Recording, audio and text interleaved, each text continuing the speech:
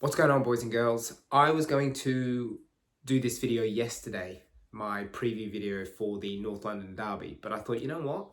I'm just going to see what happens with the Liverpool and City game because I felt like there was the potential for at least one slip up within those games. And I think if that was to happen, then I felt like I'd rather kind of have my match preview video done off the back of seeing what those results were.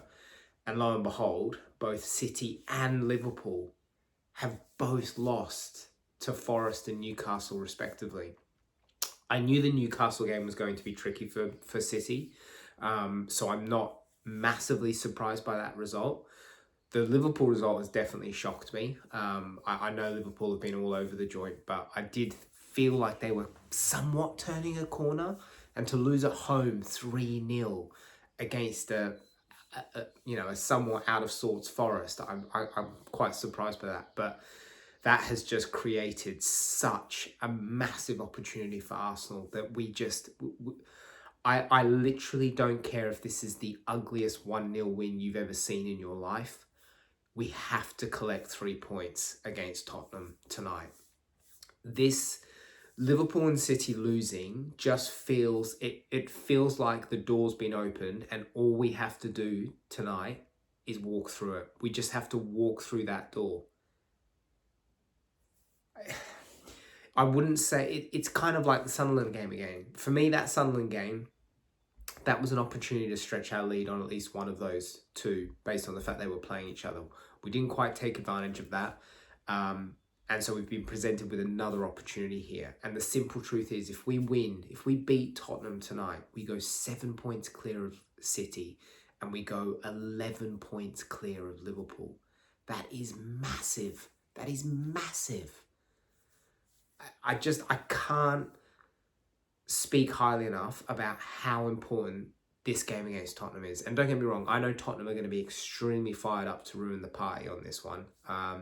I know that they'll be coming into this licking their lips in terms of this is an opportunity for us to pour cold water all over Arsenal Football Club right now in what appears to be a moment of truth for Arsenal. This feels like that moment in time that we've essentially been gearing up to over the last few years. And I know this is sounding massively dramatic for week 12 of the Premier League season, but this feels like an opportunity for Arsenal to show that they are different, that they have changed.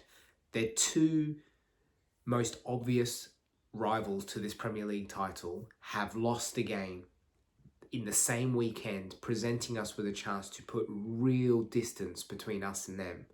So this is a highly pressured game against a North London bitter rival. What can you do, Arsenal? Can you rise up to the challenge and get the result that you need? And so this is a huge game. It was a huge game no matter what the context, because it's Arsenal Tottenham. It's always a massive game. You never want to lose to those guys. But all of a sudden, the enormity of what this result can do to us as a football club and our season is just, I can't even comprehend it right now. And I'm going to be an absolute nervous wreck watching this game, because I just feel like, do I say it? If we can beat Tottenham, in my opinion, Liverpool are done. I don't care if Liverpool turn around and have an unbelievable rest of a Premier League season. I don't see us losing enough points for Liverpool to be able to get back in this. So if we win tonight, Liverpool are out. Do I want to sit here and say City are out? No, I probably won't say that yet. And of course, we probably can't discredit Chelsea, although I just don't think Chelsea have the right mix this season to be a genuine threat. As long as we can kind of get our squad back, we can get our players back, and we can remain relatively injury-free between now and the end of the season, I just don't see how we can't do it this year. I really don't. Now, if we don't beat Tottenham tonight and we let another opportunity slip by, then I will start getting a bit nervous, because I feel like the Sunderland game was an opportunity for us to do a similar type of thing, stretch that lead on at least one of our rivals. And look, I know it was the third away game in the space of 7 days. We had tons of injuries. We weren't able to rotate. Players were tired. Sunderland played incredibly well. It was a difficult game. A point is not the end of the world, but it just felt like one of those missed opportunities. And I there's no beating around the bush on this one. If we don't manage to get the 3 points against Tottenham tonight, that is a huge missed opportunity. Injuries aside, Tottenham at home, that needs to be 3 points. I don't care. Full stop. End of story. It doesn't matter. 3 points is the only thing that I expect from a home game against Tottenham, no matter what the context is. If I look ahead to the game and I look at who I would be starting, I think obviously it's Raya in goal, Timber on the right, Saliba in the middle.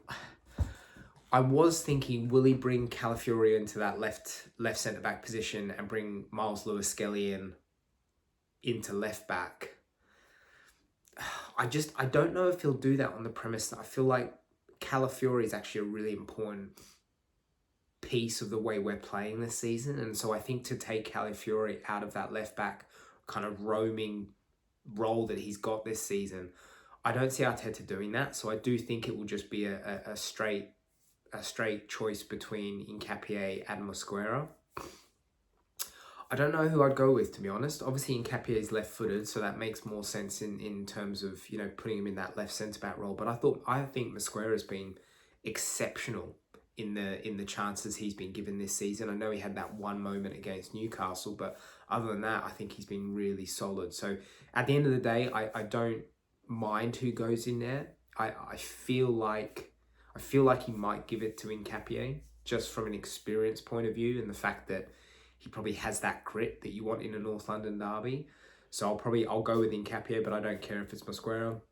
Zubimendi in front of that, Rice, Eze in the 10, Trossard on the left, Saka on the right, and then I guess it will be Merino up top. I mean, this is the problem with Arsenal right now. We have such a lack of choice in the attacking department. As far as I'm aware, Madueke is still out. I know there's rumours that Odegaard might be able to make the bench for this game, but he's definitely not going to start, given that he hasn't played barely any football for however long it's been. I think there's some rumours out there about Gyökeres potentially being fit enough, but I definitely haven't seen anyone confirm that. And again, if he's been out for weeks, do you just throw him into a starting position in a North London derby? Maybe, I don't know.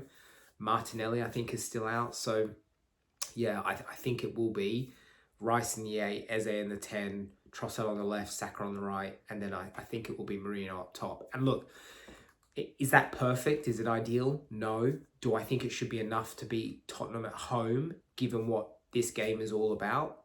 100%. If these players turn up and they play to their potential, we beat Tottenham. In my opinion, that's the end of it.